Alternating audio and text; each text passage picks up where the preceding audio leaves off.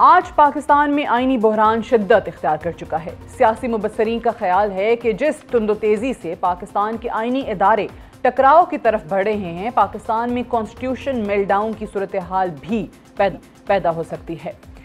پارلیمان نے supreme court کے احکامات ماننے سے انکار کر دیا ہے۔ الیکشن کمیشن نے عدالتی فیصلے کو چیلنج کر کے ایک نئی صورتحال پیدا کر دی ہے۔ ایک طرف پاکستان کے آئینی اداروں میں تناؤ ہے اور دوسری طرف اعلیٰ عدلیہ کے اندر کی صورتحال پاکستان میں آئینی بحران میں مزید اضافے کی پیشگوئی کر رہی ہے، جس کی بدولت پاکستان کے آئینی اور سیاسی حل کا تصفیہ ہوتا ہوا دکھائی نہیں دے رہا۔ سپریم کورٹ اور پارلیمان میں تناؤ میں کمی نہ ہو سکی تو پاکستان میں آئینی بحران شدت اختیار کرنے کے ساتھ مکمل معطلی کی طرف بھی بڑھ سکتا ہے۔ اسی بات کا اندیا مسلم لیگ نون کے سینئر رہنما اور وفاقی وزیر دفاع خواجہ آصف بھی دے چکے ہیں، اور ان کا کہنا ہے کہ اگر پارلیمان اور عدلیہ میں تناؤ کا تصفیہ نہ ہو سکا تو کانسٹیٹیوشنل میلٹ ڈاؤن ہو سکتا ہے۔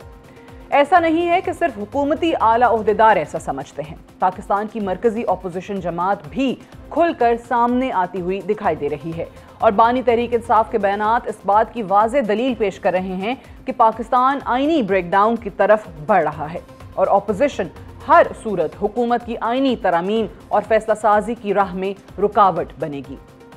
گزشتہ روز اڈیالہ جیل میں صحافیوں سے بات کرتے ہوئے پہلی مرتبہ بانی تحریک انصاف نے چیف جسٹس پاکستان پر جانبدارانہ رویے کا الزام عائد کرتے ہوئے ان کی ذہنی صحت پر سوال اٹھایا ہے۔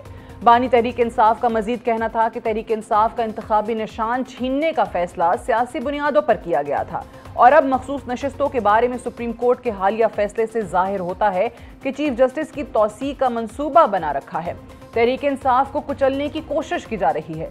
سپریم کورٹ کے واضح احکامات کی خلاف ورزی اور پھر الیکشن ایکٹ میں ترامیم اس بات کی شاہد ہیں کہ معاملات مزید گھمبیر ہو رہے ہیں، اور حکومت کی کوشش سے بظاہر ایسا معلوم ہوتا ہے کہ حکومت پارلیمان میں مخصوص نشستوں کی تقسیم کے بعد 2/3 اکثریت کی خواہش مند ہے، تاکہ مستقبل قریب میں پارلیمان میں کسی بھی قسم کی آئینی ترمیم لانے میں مشکلات پیدا نہ ہوں۔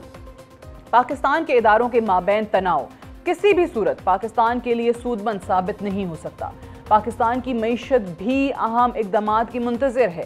آئی ایم ایف سے کڑی شرائط پر قرض کی ادائیگی ممکن ہو سکی، جو اس بات کی واضح دلیل ہے کہ آنے والے دنوں میں حکومت کو کڑے معاشی فیصلے بھی لینے ہوں گے، جن میں قومی اداروں کی نجکاری اور ٹیکس ریفارمز سب سے اہم ہوں گی۔